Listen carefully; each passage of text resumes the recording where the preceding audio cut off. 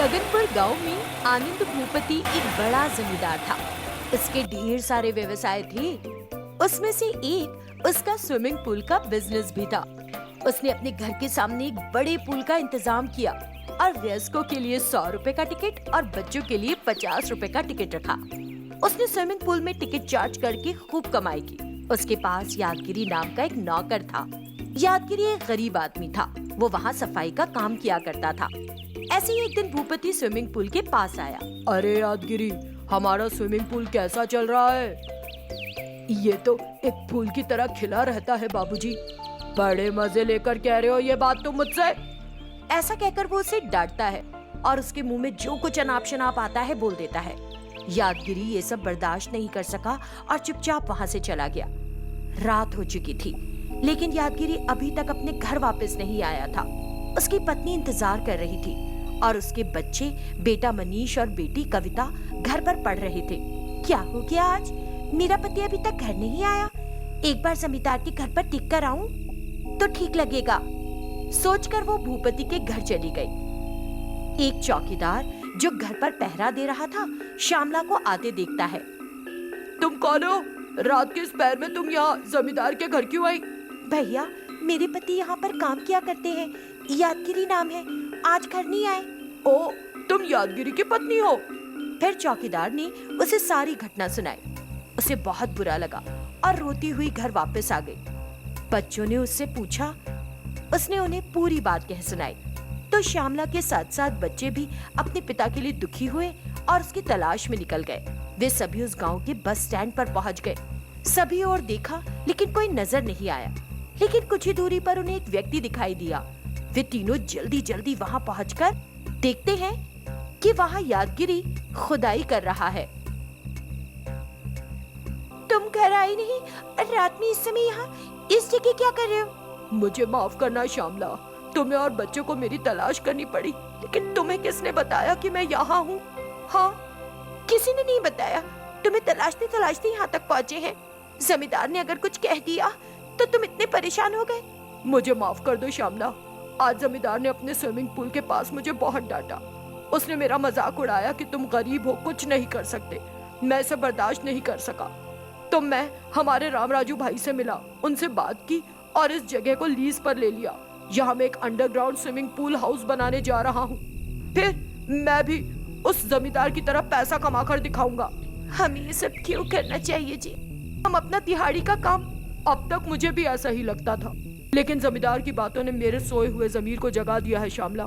मैं सभी सुविधाओं के साथ एक भूमिगत स्विमिंग पूल बनाना चाहता हूँ। हाँ, और बना कर दिखाऊंगा, तुम देखना। तुम इन बड़े लोगों के साथ क्यों भिड़ना चाहते हो श्यामला? तुम नहीं जानती, उस जमीन के मालिक ने मुझे बहुत बुरा भला कहा। उसके जवाब में मैं ये स्विमिंग पूल हाउस बनाऊंगा। तुम लोग घर जाओ। नहीं पापा, मैं आपके साथ ही रहूंगा। मैं जो कुछ भी करूंगा आपकी मदद करूंगा। जमींदार अंकल का बेटा भी ना स्कूल में बहुत अड़ी में रहता है। उसे कमांड है क्योंकि वो अमीर है। हमें यहाँ स्विमिंग पूल जरूर बनाना है। हमें कम कीमत पर टिकट बेचना है। जब सब यहाँ आने लगेंगे तब पता चलेगा जमींदार और उसके बेटे को। हाँ नहीं तो। माँ, तुम डर रही हो ना, तो तुम घर जाओ। डैडी भाई और मैं स्विमिंग पूल के पूरा बनने के बाद घर वापस आ जाएंगे। बच्चों ने जब इतना जोश दिखाया तो श्यामला भी उनके साथ जुट गई।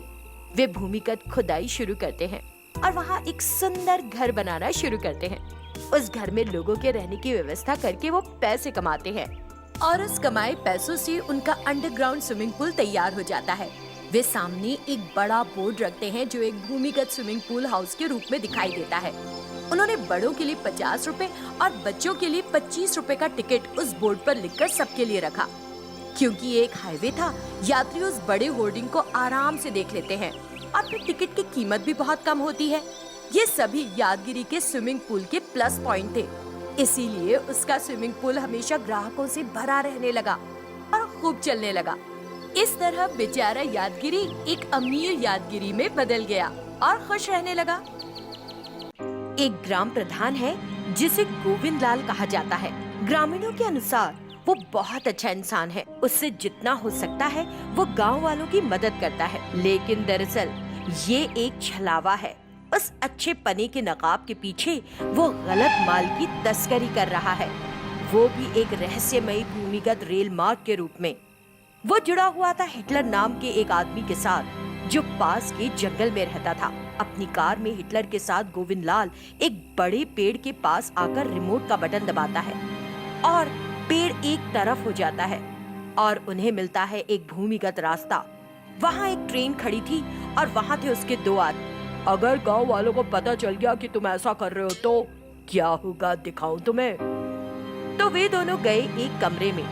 वहाँ हिटलर को चमकते हुए हीरे, सोना, चंदन की लकड़ियों के बंडल, बोतलों में बंद सांप, पिंजरे में बंद एक बाघ दिखा और साथ ही दिखे रस्सियों से बंधे 2 आदमी। कौन है वो दोनों?